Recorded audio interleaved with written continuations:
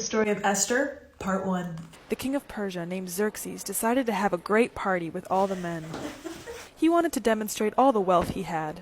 The queen Vashti also had a banquet for the women, and these banquets lasted 7 days. And on the 7th day, King Xerxes was very drunk, and he wanted to show off Queen Vashti to all the men at the party. So he sent word and commanded her to come.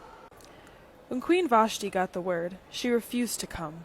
Some think it's because she knew that he wanted her to show herself in an immodest way, and she didn't want to be shown as an object of lust to these men.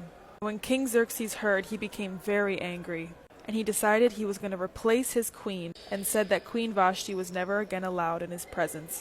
This is a hard part of this story, and there's different thoughts on Queen Vashti's intentions, but we can still learn from her. Now, it's true, she disobeyed the king. He gave her a direct order. He's the king, and he's her husband, right? She was to obey him as the king. However, what he was asking her to do would have essentially brought sin. He wanted to show off her beauty in a room full of men. He wanted to boast of the physical beauty of his queen. This would have brought lust and pride.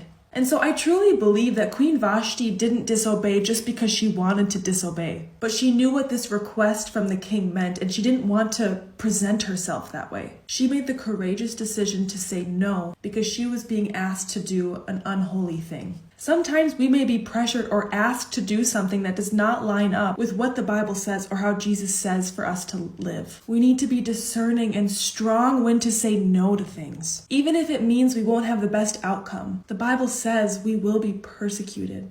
Instead of pleasing the world in the way the world wants us to live, we are to please our King and our God. Let's be strong and courageous in our no, and let our yes be yes and our no be no.